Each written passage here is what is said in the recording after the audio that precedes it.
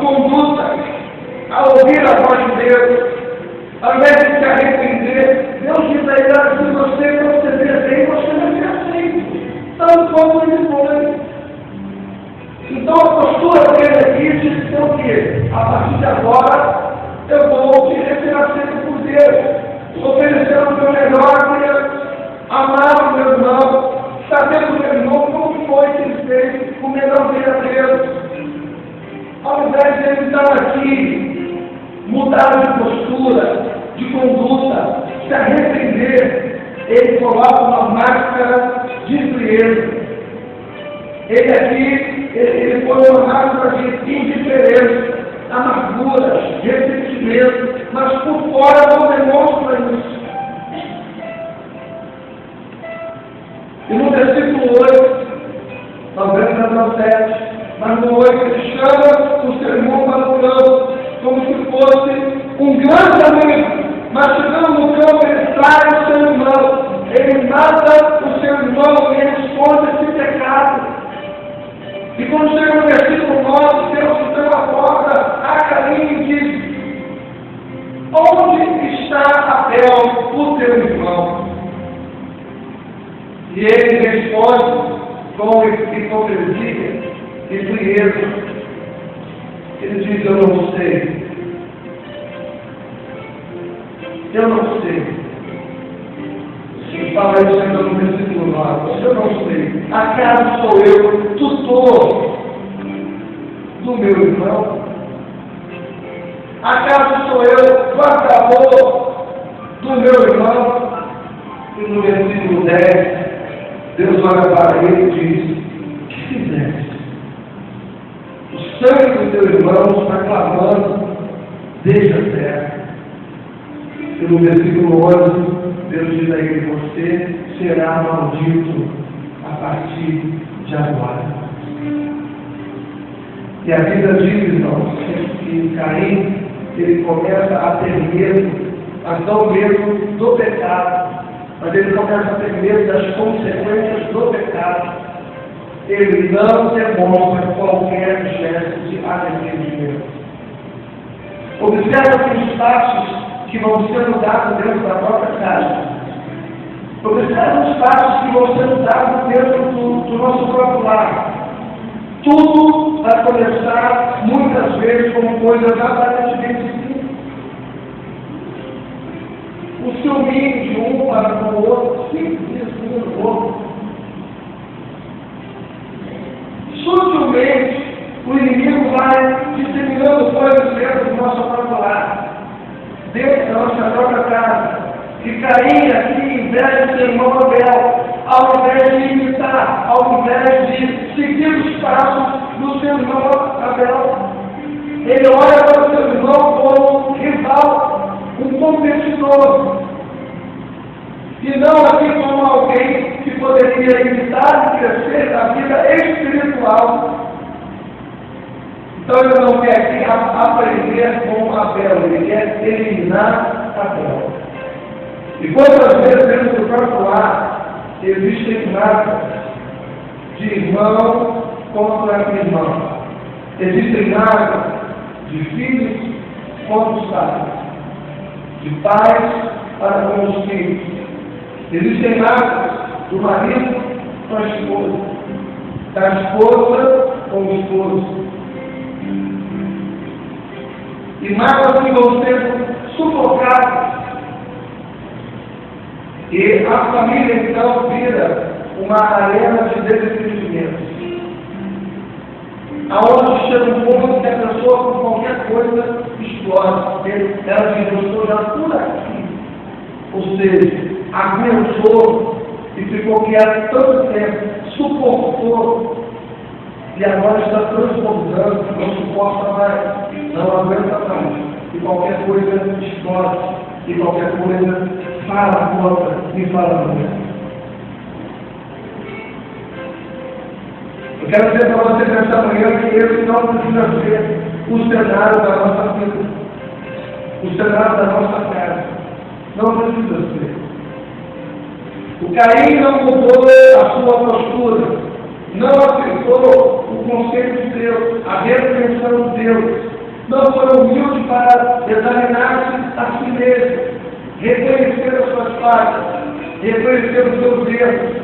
Ao invés de recuar o pecado, ele aqui avança e assassina o seu próprio irmão. Isso, irmãos, vai gerar um resultado péssimo para a humanidade. Porque você vai dizer no capítulo 4, versículo 5, não chega muito bem. Você vai ver que todas as descendências de Caim seguem o mesmo caminho de Caim. Segue a mesma história. Até que chega num ponto, em Gênesis 6 e 11, chega num ponto que Deus não aceita mais a maldade que havia se espalhado na terra a partir de Caim. A maldade que se espalhou na terra como fruto do pecado de Caim. E Deus não suporta isso mais. E quando chega no versículo 13 de Gênesis 6, Deus toma uma decisão de eliminar todos os habitantes da terra, de matar todos eles, a geração perversa. E no capítulo 7, Deus manda um dilúvio para destruir os pecadores. E a Bíblia diz que somente uma família, a família de Noé, se salva dessa catástrofe natural. O próprio Deus enviou o juízo por causa do pecado de uma família. E se multiplicou, mas que não mudou a sua postura, que não mudou a sua conduta diante de Deus e diante dos outros. Não é esse o propósito de Deus para o nosso lar. Não é esse o propósito de Deus para a nossa vida. O projeto de Deus para a nossa casa. Não é esse. Deus quer que a gente tenha uma família abençoada. Deus quer que o nosso lar seja um ambiente unido e feliz. Deus quer que o nosso relacionamento dentro de casa seja uma comunhão, seja dentro do nosso lar um lugar de aceitação, de comunhão, de alegria, de paz. Deus quer que dentro da nossa casa seja um lugar de refúgio, seja o nosso esconderijo, um lugar onde quer, seja onde nós estivermos, a gente quer voltar para casa nossa, porque aqui é o melhor lugar para buscar a vida. O desejo de Deus é esse nosso. O ambiente do nosso lar, da nossa casa, precisa ser o lugar mais gostoso de se viver na vida. Mas para isso, nós precisamos de semear. Nós precisamos de regar o jardim do nosso lar, de semear as flores, cultivar a terra, de proteger do sol, de expor ao sol no meio céu, semear dentro do nosso próprio lar, semear dentro do nosso lar amizade, semear dentro do nosso próprio lar amor, semear dentro da nossa casa tolerância, suportar uns aos outros. Quanto mais eu olho para dentro da minha vida, quanto mais eu olho para dentro de mim mesmo, quanto mais eu percebo as falhas que eu tenho, as fraquezas que eu tenho, mais eu suporto a falha do outro. A pessoa que aponta muito a outra, que faz muita crítica a outra pessoa, ela dificilmente está olhando para si mesma, para ver o quanto da minha falha. A capacidade que eu tenho de avaliar o respeito de outras pessoas, ela precisa ser tanto quanto a capacidade que eu preciso ter para avaliar a minha falha, a minha vida. E quanto mais eu enxergar a mim mesmo, mais eu me calo em relação a outras pessoas do que eu vejo. Eu sou tão falho quanto elas. Então, semear compreensão dentro de casa. Ter uma atitude de abençoar o lar. Eu sou um abençoador dentro do meu lar. Você é um abençoador dentro do seu lar. Você é a luz que vai iluminar a sua casa. Nós esperamos muitas vezes que o outro ilumine.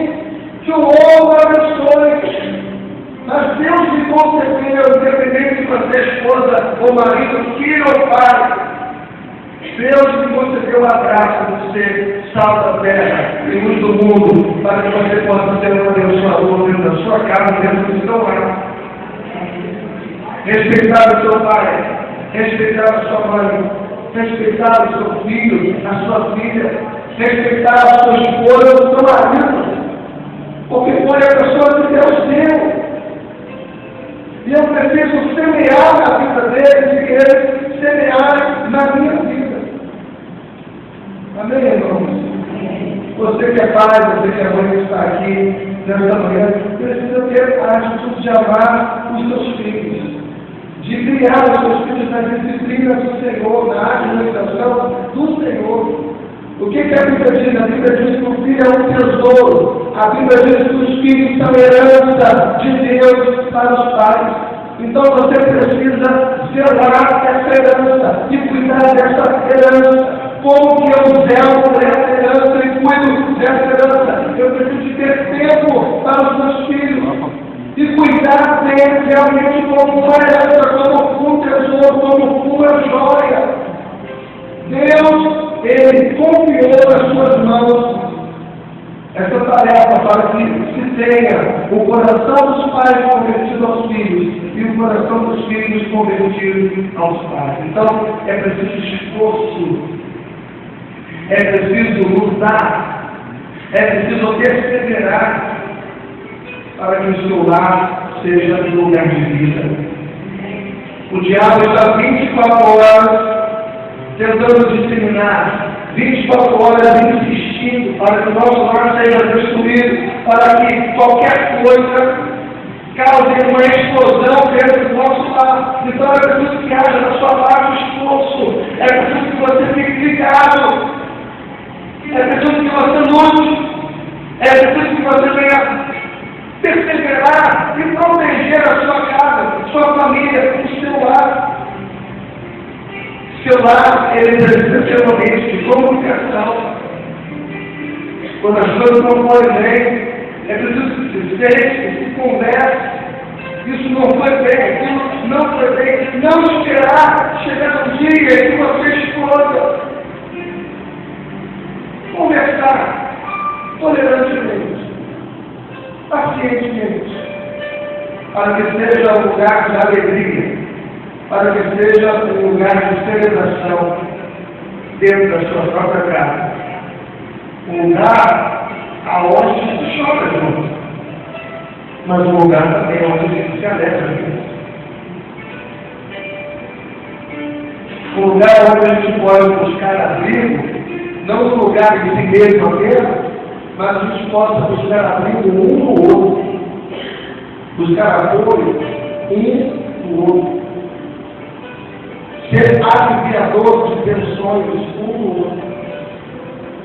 Se alguém esteja estressado em casa, se alguém está aflito por alguma coisa, quem sabe por tensões do trabalho, ou por alguma prova, ou por alguma falta, então nós estamos ali para aliviar as tensões das pessoas, não para aquecer mais aquele fogo, não para açoitar mais. Aliviadores de tensões, ou seja, nós precisamos investir na nossa família, precisamos investir no nosso lar. Se a nossa família não estiver bem, nós não vamos estar bem no nosso trabalho.